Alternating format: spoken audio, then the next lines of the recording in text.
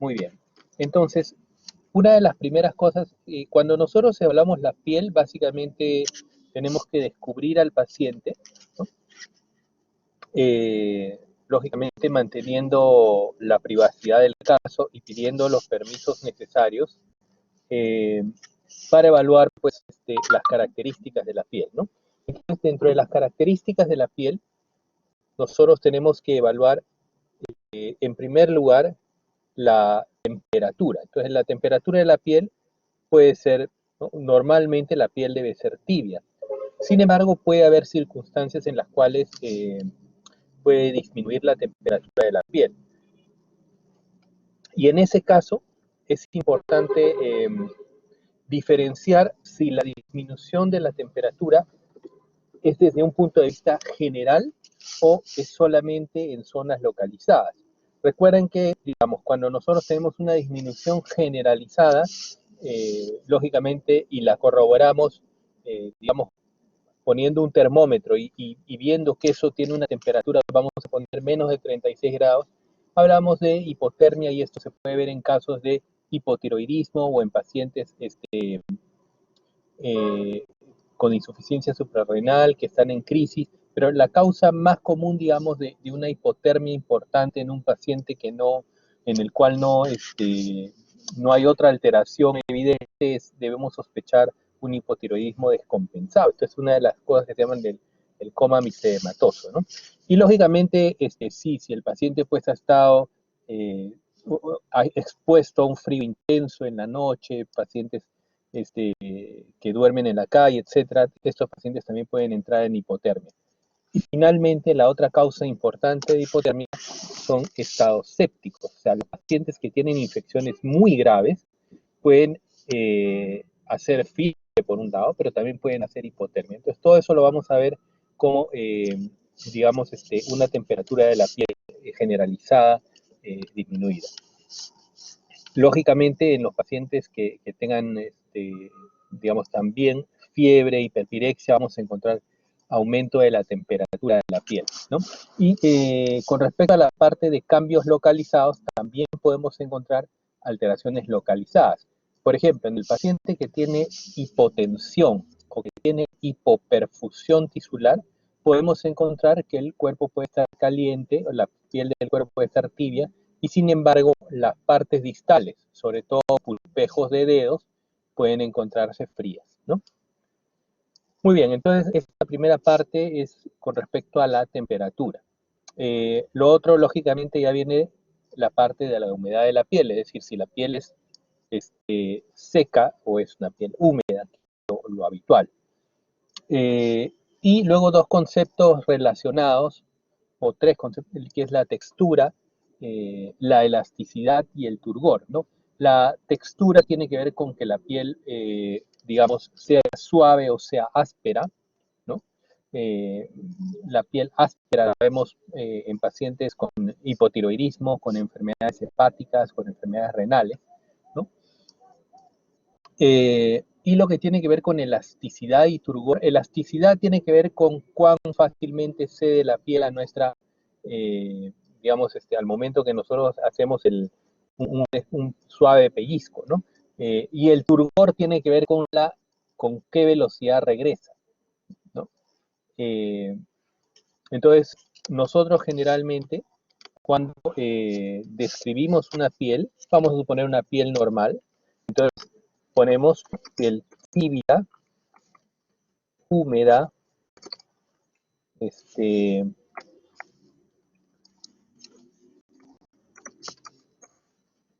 tersa, elástica, turgente.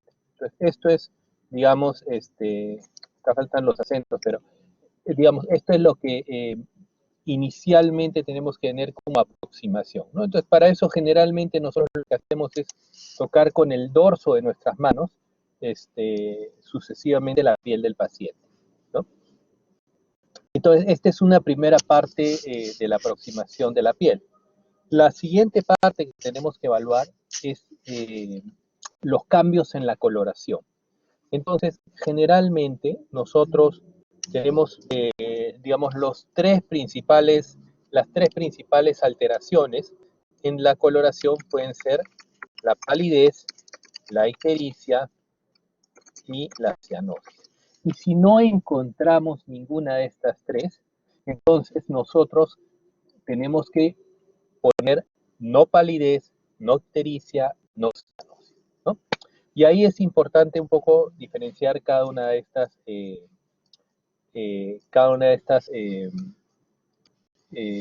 digamos, alteraciones, ¿no? Entonces, por ejemplo, cuando nosotros empezamos a hablar de palidez,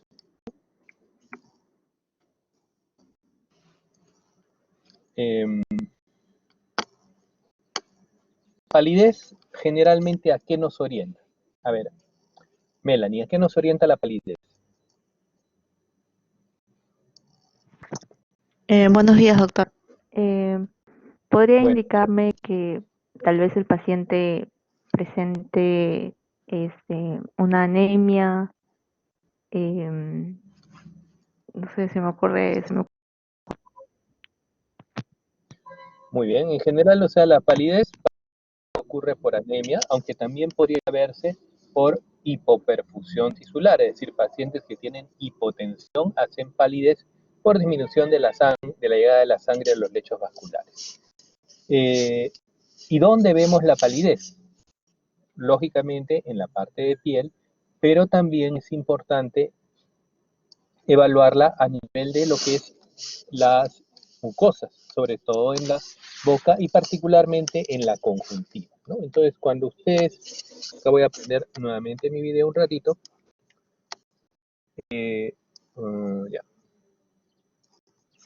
Entonces, lo que hacen es poner al paciente y le dicen que mire hacia arriba. Y entonces, cuando el paciente mira arriba, nosotros vamos a poder evaluar y nosotros bajamos con nuestro dedo, de manera, cuando nosotros bajamos, primero tenemos que bajar el párpado de esta manera. De esta manera nosotros podemos lograr exponer la conjuntiva palpebral y hacemos que el paciente mire hacia arriba para poder tener una mejor exposición. Entonces, esa es la manera con la cual nosotros podemos evaluar la presencia de palidez a nivel conjuntival, ¿no? Entonces, la palidez la vemos en la piel en general, pero también es importante evaluarla a nivel de escleras, ¿no? A nivel, perdón, de conjuntivas. La ictericia también es un siguiente aspecto importante porque la ictericia es uno de los cambios más importantes en la coloración de piel porque tiene, digamos, muy pocas, cuando nosotros vemos un paciente ictérico, esto tiene relativamente pocas causas, ¿no? Entonces, cuando nosotros vemos un paciente ictérico, ¿qué es lo que se nos ocurre que podría tener este paciente? Leslie. Sí, buenos días, doctor. Bueno, lo que se me ocurriría primero que es una falla hepática. Hay demasiada de eritrocitos en su sistema. O también podría ser una obstrucción de las vías biliares. Muy bien, entonces esas son las tres cosas. En un paciente ictérico, o este paciente está hemolizando, o este paciente tiene una alteración, digamos, en el metabolismo hepático de la bilirrubina, ya sea por un proceso infeccioso, ya sea por un problema congénito, etcétera, o tiene una obstrucción de vías biliares. Entonces, la ictericia es uno de los síntomas más importantes que nosotros vemos en la práctica. La ictericia se ve claramente pues en la zona de la piel. Sin embargo, a veces nos la podemos confundir con otra condición frecuente que es la carotenodermia, ¿no? Entonces, ¿qué cosa es la carotenodermia? Así se denomina, viene de carotenos, ¿no?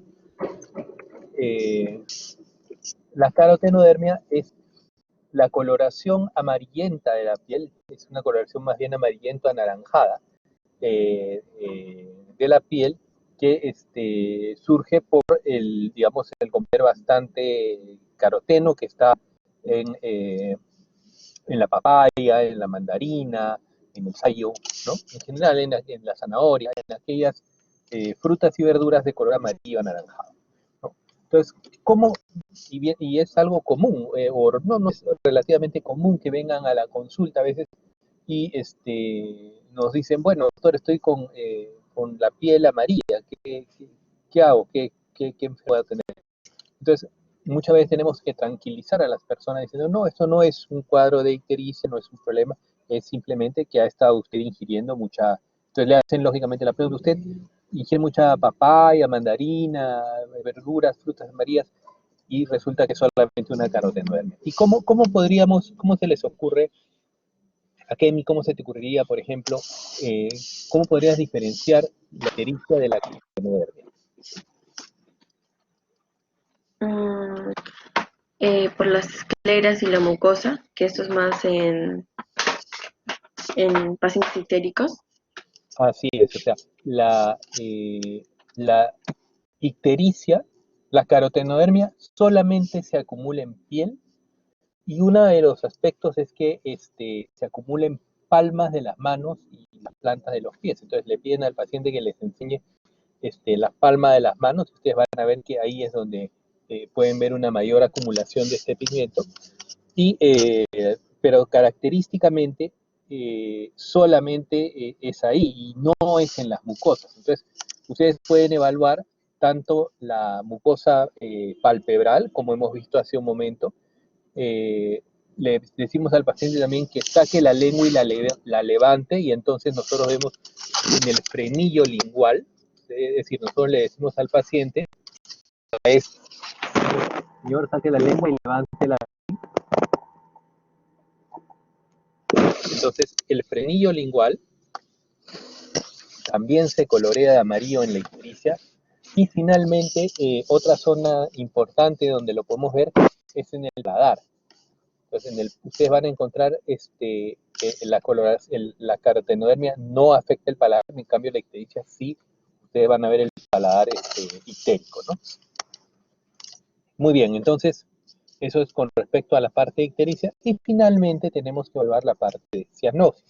Entonces, la cianosis puede ser central o puede ser periférica. ¿A qué nos referimos con esto?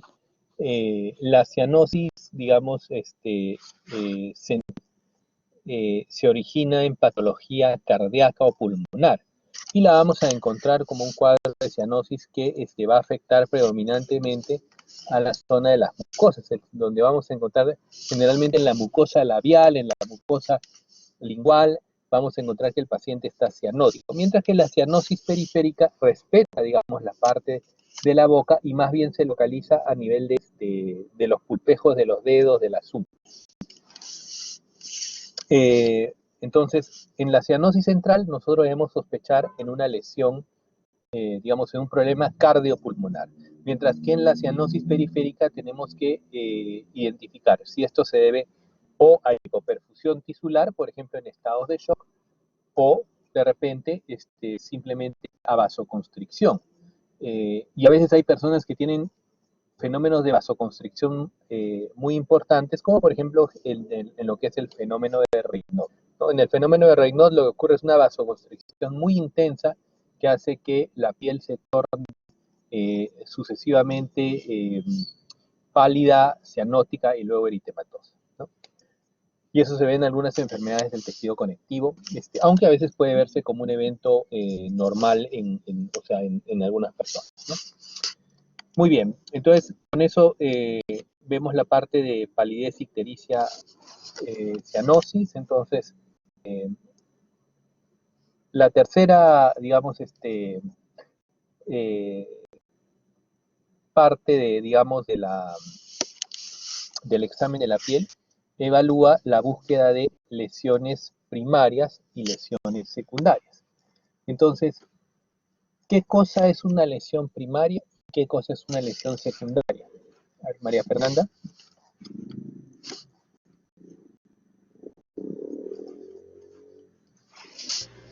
Doctor, bueno, las lesiones primarias que van a aparecer sobre una piel sana y en caso de las secundarias que aparecen sobre una piel que está previamente que se ha sido lesionada.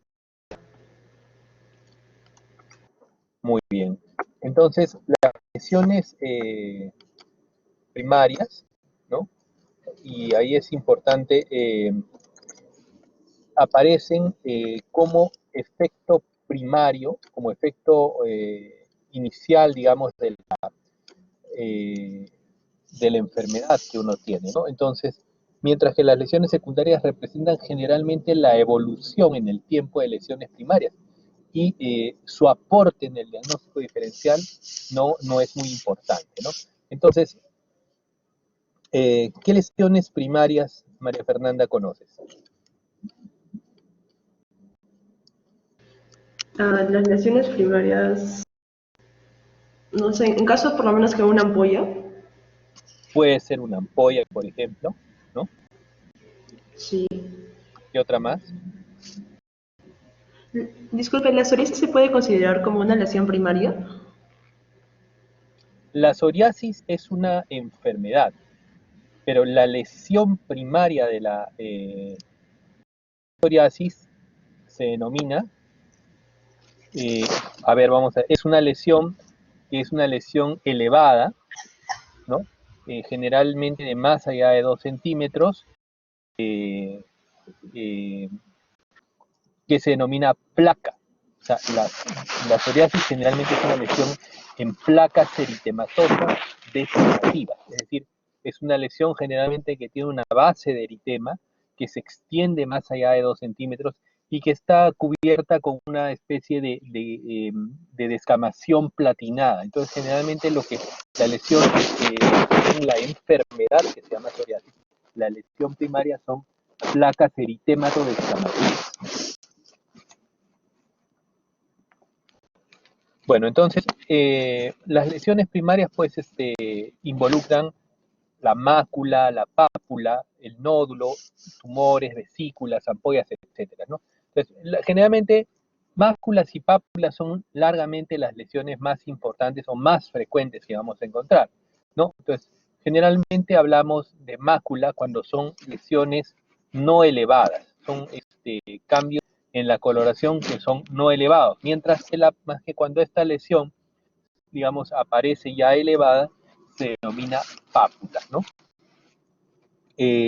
También podemos encontrar cuando esta pápula, generalmente hablamos de pápulas cuando son pequeñas, ¿no? Menos de 1 centímetro, y cuando es por encima de 1 centímetro hablamos de nódulo, ¿no? Y generalmente cuando es de más de 2 centímetros, muchas veces ya se denomina tumor, ¿no? Entonces, pápula, nódulo, tumor son más o menos lo mismo, excepto por el tamaño, ¿no? Las pápulas son pequeñas, menos de 1 centímetro, los nódulos son de 1 a 2 centímetros, y por encima de 2 centímetros ya le llamamos tumoración. Entonces, estas son lesiones estrechamente relacionadas, al igual que las vesículas y las ampollas, ¿no? O sea, las vesículas y las ampollas son también lesiones similares que difieren solo en el tamaño. Ambas corresponden a acumulaciones de líquido transparente en la piel, siendo la vesícula menos de 1 centímetro y la ampolla de más de 2 centímetros, ¿no? Y cuando en vez de tener líquido transparente están llenas de pus, se denominan, ¿cómo se denominan? ¿Cualquiera? A ver, les repito, vesícula generalmente está llena de líquido transparente. Y si es más de 1 centímetro, le llamamos pus, ¿no? Pero si esta, en vez de esta, digamos, que parece vesícula, pero que en vez de tener líquido transparente tiene pus adentro, se llama ¿Ceroso? ¿Es de tipo ceroso? Pústula. pus, ¿no? La vesícula que está llena de pus, en vez de líquido transparente, tiene pus, se denomina pústula, ¿no? Y dos también lesiones más o menos eh,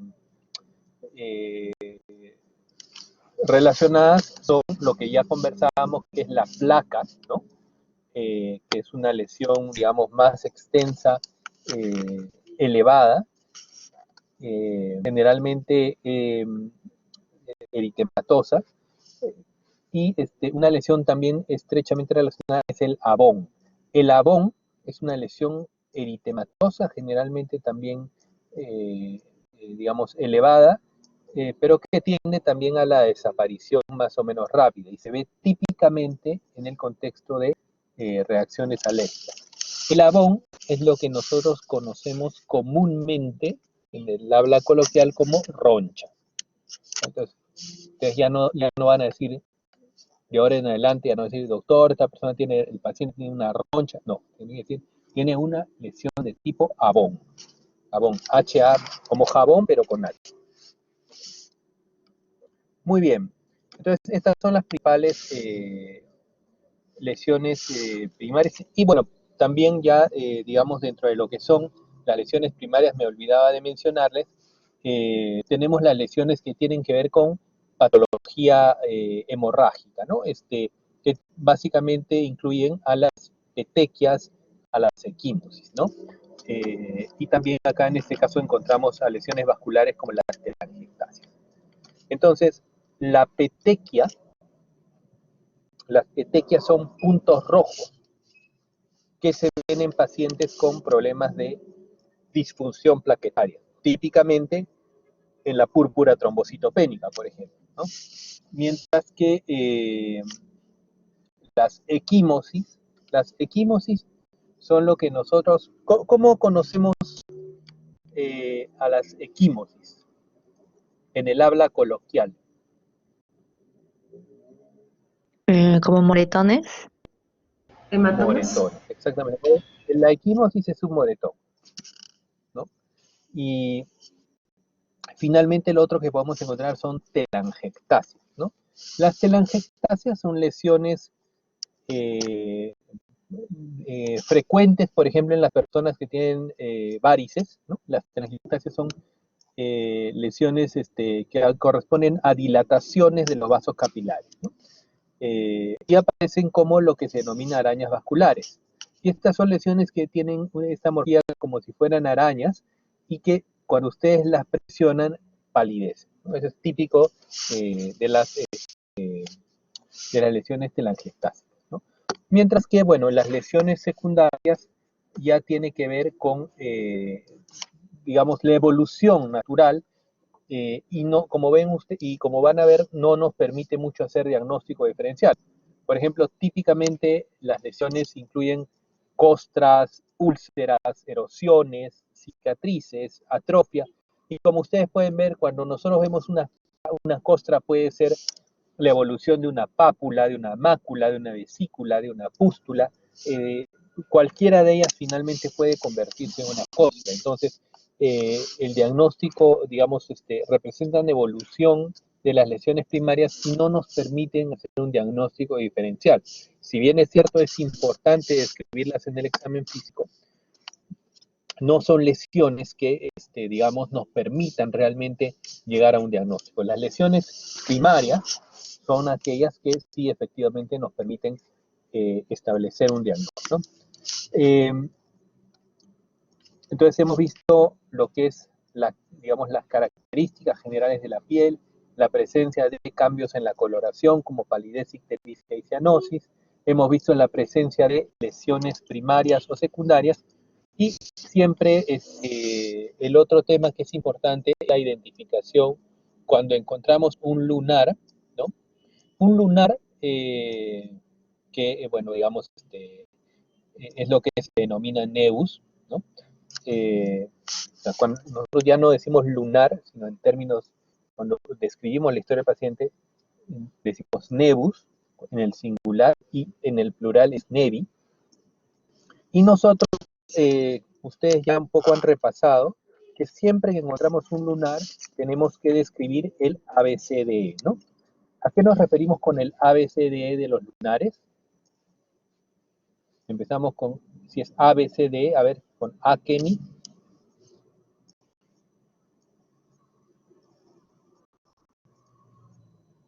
No, no lo sé, doctor. A ver, Leslie.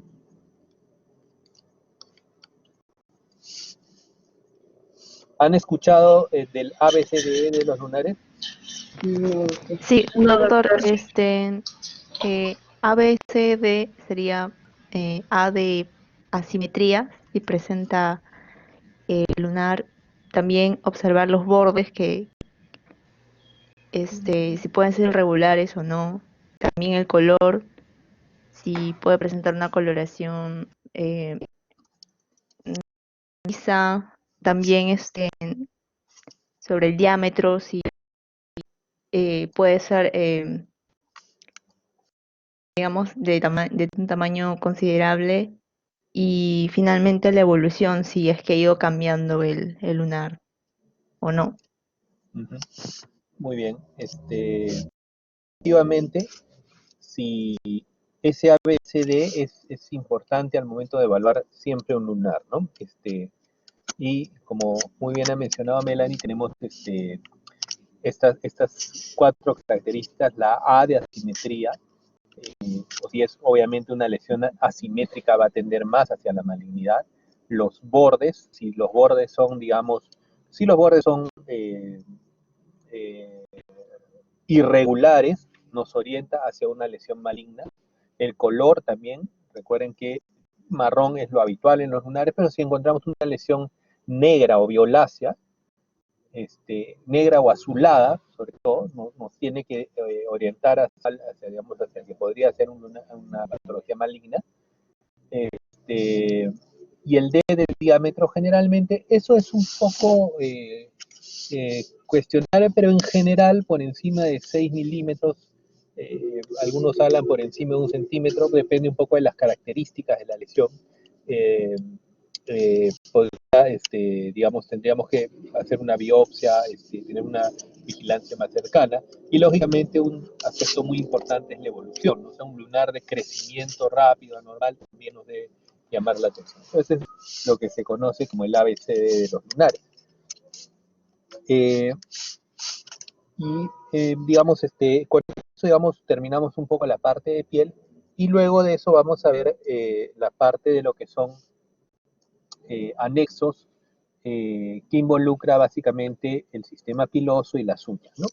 Y bueno, empezando por la parte de las uñas, básicamente lo que tenemos que evaluar en las uñas es, digamos, si hay algún tipo de deformación, si hay algún tipo de lesión, si hay distrofia. La distrofia de las uñas, que se denomina onicodistrofia, es causada habitualmente por infecciones micóticas, es decir, por onicomicosis. Y uno de los aspectos también que nos interesa evaluar en la parte de uñas es lo que es el llenado capilar, ¿no? Entonces, ¿cómo hacemos el llenado capilar? Lo que hacemos es, ponemos en las de las uñas. Entonces, lo que ustedes van a ver, digamos, esta es la uña. Vamos a ver, esta acá pueden ver. Entonces, lo que hacemos nosotros es, en la uña, apretar ligeramente. Entonces, si ustedes hacen eso en sus uñas, ¿qué es lo que pasa cuando apretan la uña? Háganlo ustedes mismas en sus uñas. ¿Qué ocurre?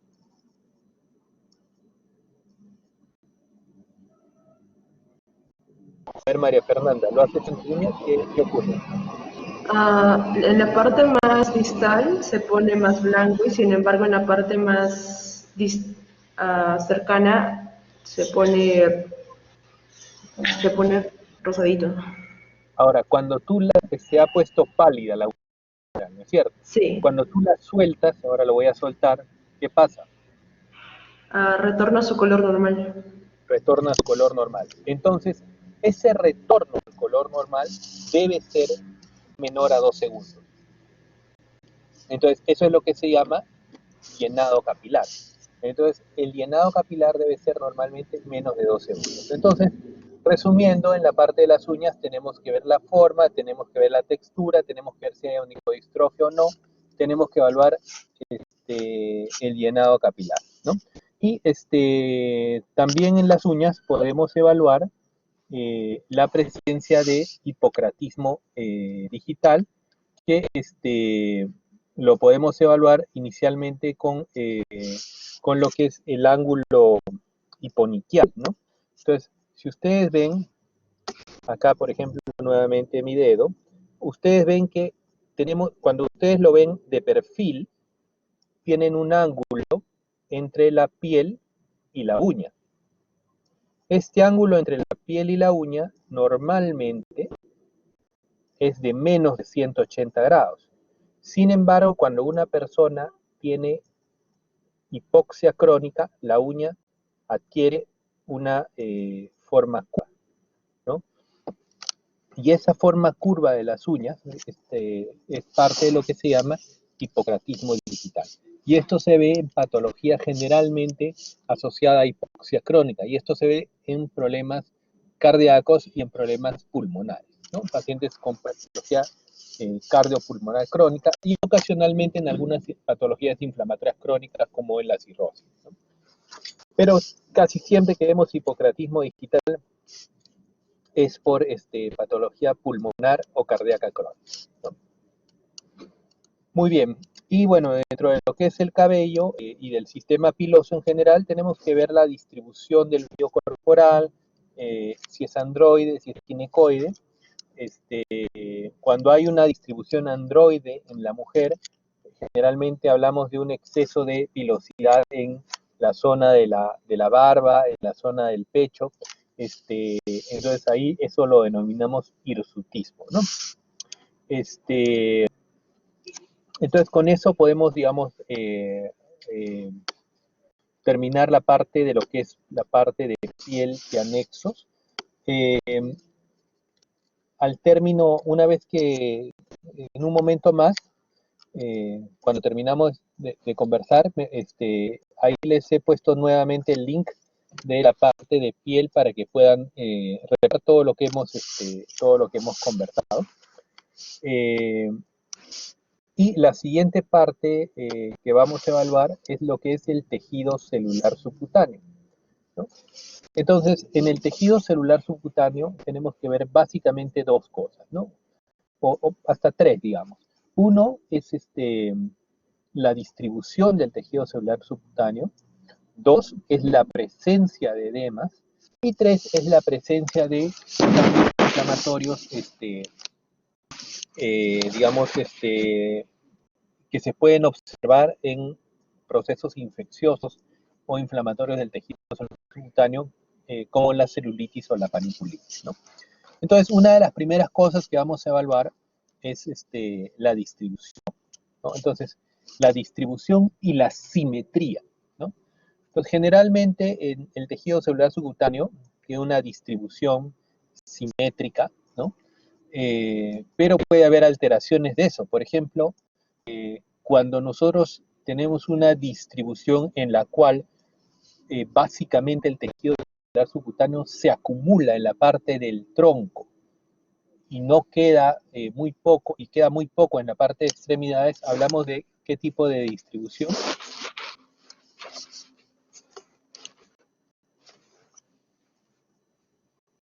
¿Han revisado eso? ¿Cómo se denomina?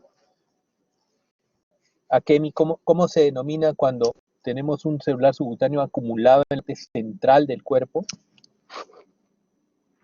¿Sería flemón, doctor?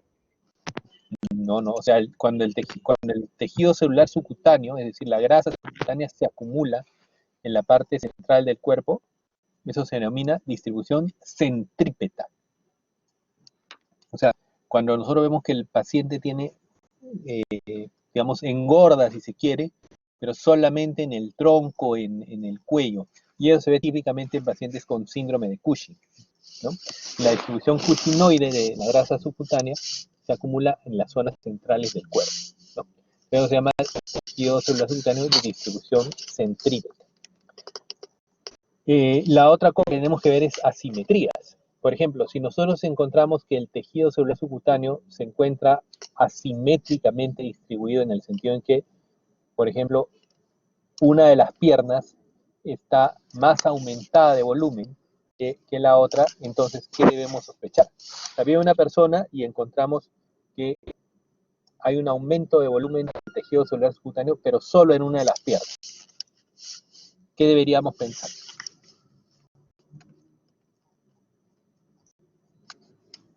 Que puede haber edema o puede haber linfedema, ¿no?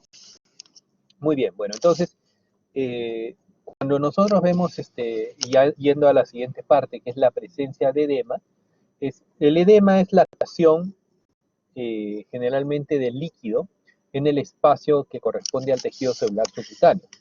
Y esto puede deberse, cuando uno tiene edema, a varias razones, ¿no? ¿Qué causas de edema ustedes conocen? A ver, Leslie, ¿qué causas de edema conoces?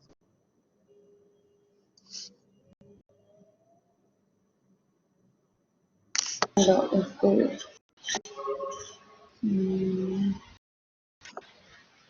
¿Cuál puede ser el origen del edema, digamos?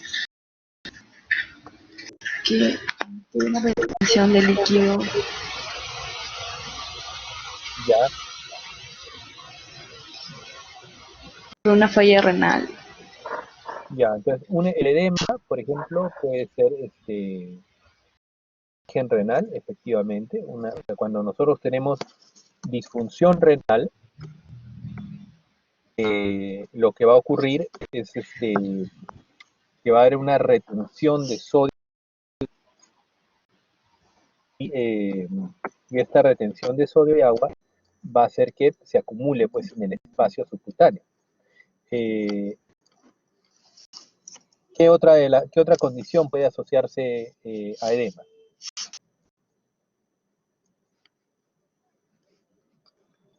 María Cuando Fernanda, es, ¿a, cuando a es qué? cuando es mayor del 6% del peso corporal. O sea, se hace clínicamente evidente que se va a acumular el líquido. ¿Ah? Por eso va a Pero, aparecer la fobia. pero ¿qué causa podría ocasionarlo además de ya mencionado de disfunción renal? En caso de una obstrucción linfática, Uno efectivamente también puede darnos edema. ¿Qué más? mm,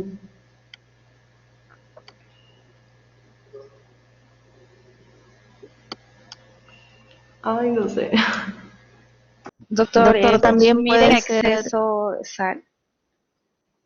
Exceso de sal. En realidad el exceso de sal no nos va a dar edema a no ser que uno tenga un problema que le impida, o sea, que genere más retención de sodio y agua. Es decir, el hecho de comer sal no va a hacer que te dé edema, pero si tienes, por ejemplo, un problema renal, es decir, si tienes una insuficiencia renal, un síndrome nefrótico, cualquier otra patología renal importante que altere el filtrado glomerular, sí te puede dar edema y eso se puede exacerbar con la ingesta de sal, pero la ingesta de sal per se no da. Ah, doctor, Otra en caso cosa, del aumento de la presión hidrostática, en este caso. ya, por ejemplo, ¿a qué se podría deber el aumento de la presión hidrostática? Mm, porque la otra presión, la coloidal, ay, no me acuerdo, la presión, ay, no me acuerdo el nombre de la presión. Pero cuando la otra presión es menor que la hidrostática tiende a meterse más, por eso pronto se juntan los edemas. Ya, claro, o sea, en general, digamos, Coloidosmótica creo que era. claro, o sea, la presión es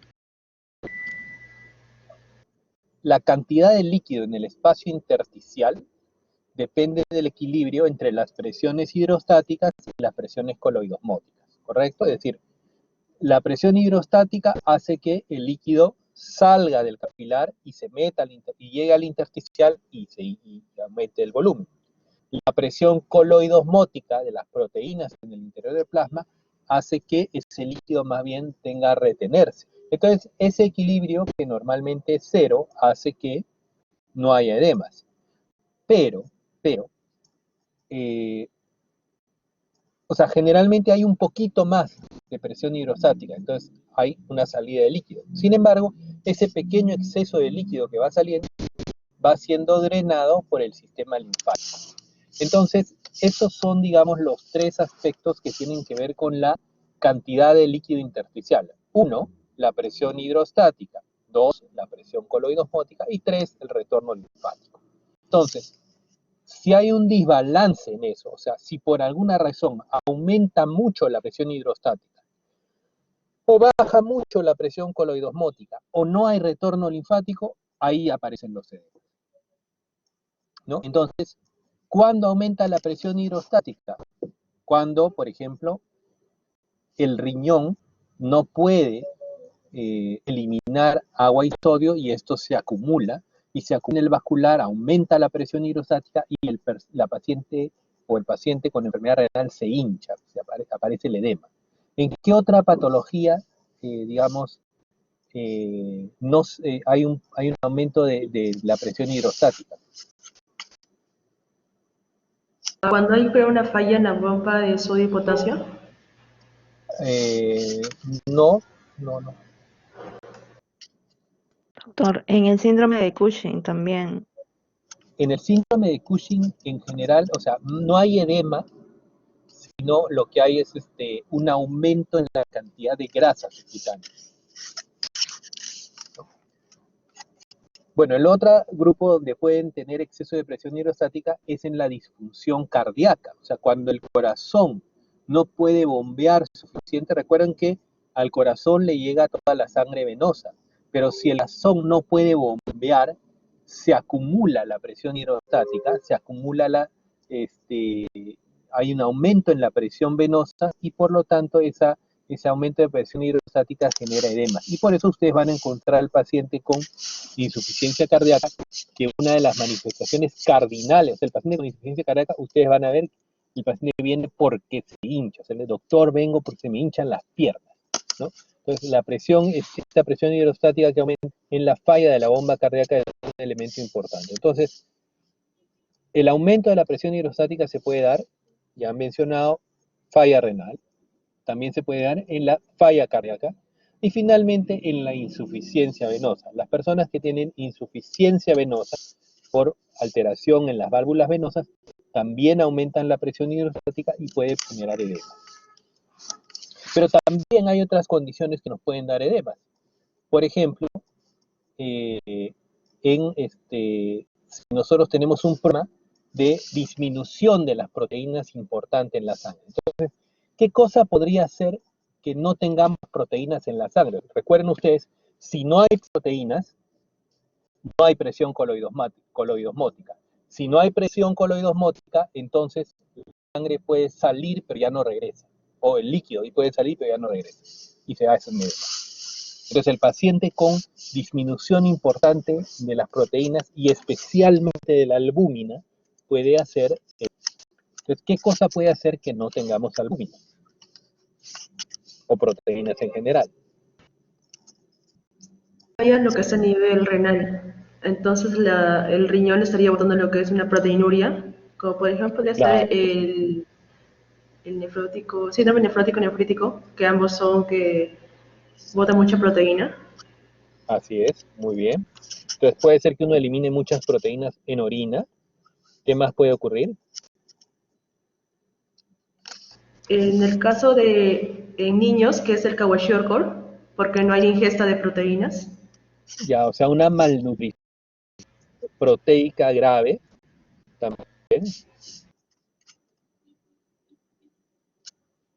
Entonces puede ser por falta de aporte, o sea, porque no consumamos proteína, puede ser porque eliminemos mucha proteína, por ejemplo, a nivel renal, o puede ser porque no sinteticemos adecuadamente proteínas.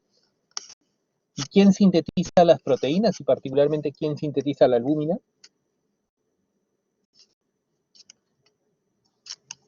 Melanie, ¿qué órgano del cuerpo sintetiza la albúmina y la mayor parte de proteínas del cuerpo? El hígado, doctor. El hígado. Entonces, si tenemos cirrosis u otro tipo de hepatopatía crónica, también nos puede dar hipoalbuminemia. Pero generalmente, cuando uno ve un paciente con edemas, una de las cosas que hace es medir proteínas séricas. Si las proteínas están bajas, tiene que identificar si este nivel bajo de proteínas es porque el paciente no consume, en pacientes malnutridos, o porque el paciente no sintetiza, como en el caso de los pacientes con hepatopatía, o porque el paciente elimina un exceso de proteínas como en el síndrome nefrótico. Y finalmente, cuando uno tiene obstrucción linfática, que es el otro mecanismo, o sea, el líquido intersticial drena por el linfático, puede haber lo que se llama linfedema, que es un edema bastante más duro en general, ¿verdad? A diferencia del edema por aumento de la presión hidrostática o disminución de la presión oncótica. Y cosa también importante es que cuando nosotros encontramos edema asimétrico, por ejemplo, solo un brazo, solo una pierna, inmediatamente deberíamos pensar en trombosis venosa profunda. ¿no? Que es una de las cosas que rápidamente deben llamar nuestra atención porque la trombosis venosa profunda debe anticoagularse de inmediato, ¿no? Muy bien. Entonces, eso tiene que ver un poco con la parte de lo que es tejido celular subcutáneo, lo que es distribución, la presencia de edemas, y finalmente tenemos que ver procesos inflamatorios a nivel del subcutáneo. Es decir, cuando aumenta una zona localizada del tejido celular subcutáneo y ustedes ven que eso está rojo, caliente, eso generalmente corresponde o a una celulitis o a una erisipela dentro de los procesos infecciosos o a una paniculitis dentro de los procesos no infecciosos, ¿no? Generalmente las celulitis, las erisipelas son procesos infecciosos que ocurren y típicamente ocurren en miembros inferiores y casi siempre asociados a la presencia de onicomicosis o dermatomicosis en el pie que actúan como puerta de entrada, ¿no? Entonces lo que van a encontrar es generalmente un paciente que viene por un cuadro de aumento de volumen, eritema, fiebre, síntomas sistémicos asociados a una infección generalmente por estreptococo y estafilococo, ¿no? Celulitis y erisipela son muy parecidos, la diferencia es que la celulitis es un aumento difuso, mientras que en la erisipela los bordes de la lesión están trazados prácticamente a lápiz, como si fuera un mapa, ¿no? Y esto es también importante porque los dos conceptos en el habla coloquial se refieren a conceptos distintos de lo que es la parte médica, ¿no? Ustedes cuando hablan de celulitis coloquialmente se refieren básicamente a, digamos, a esta aparición de piel tipo, como si fuera cáscara de naranja que aparece en las personas que acumulan tejido celular subcutáneo y que no hacen ejercicio, ¿no? Eso es lo que llaman la celulitis. Entonces, esa celulitis de la que hablamos en la conversación rutinaria no es celulitis, no existe, es un término mal llevado. La celulitis es una infección del tejido celular subcutáneo. Y lo mismo sucede con la erisipela. La erisipela, que digamos lo usamos en términos coloquiales para hablar de lo que son las quemaduras solares, en realidad el término está mal empleado. La erisipela es una infección del tejido celular subcutáneo generalmente producido por estreptococo, ¿no? Ahora, muchas veces, estos generalmente son cuadros infecciosos agudos, de pocos días de evolución, asociados a síntomas sistémicos como fiebre, y que generalmente son unilaterales. Mientras que cuando son bilaterales de varias semanas de evolución, muchas veces no corresponde a un proceso infeccioso, sino a un proceso inflamatorio, muchas veces de etiología autoinmune. Y eso se denomina paniculitis, ¿no? Muy bien, con esto hemos ya dado una visión bastante, digamos, hemos abarcado todo lo que corresponde a piel, anexos y tejido celular subcutáneo. Entonces, lo que me gustaría que ahora un poco antes de las preguntas, que este video, que si no lo han visto, por favor, véanlo. Acá está el link para que lo puedan revisar. Tiene un poco el resumen de lo que es el video del Bates. Tienen que ver un poco con todo lo que es la exploración de piel y anexos, ¿no? Otra de las cosas que hemos puesto en la ventana es un foro, de modo tal que si en el camino van leyendo algo o al momento de ver el video les surgen algunas dudas, pueden en el foro, y en general no solamente de esta parte de piel, sino en general de todo lo que vayamos aprendido en el curso o en general cualquier que se les vaya ocurriendo o vayan leyendo algo y no les quede claro, pueden ponerlo en el foro para poder comentar, ¿ya? Entonces, preguntas.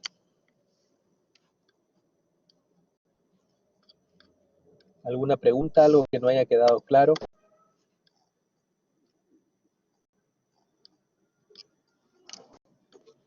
Doctor, disculpe, cuando usted habló del ABCD de los lunares, dijo que A de simetría, B de bordes, C de colores, D de diámetro. ¿La E de qué era? De evolución, Ah, ok. cómo ha habido cambios, sobre todo en las últimas semanas, ¿no? Gracias, doctor.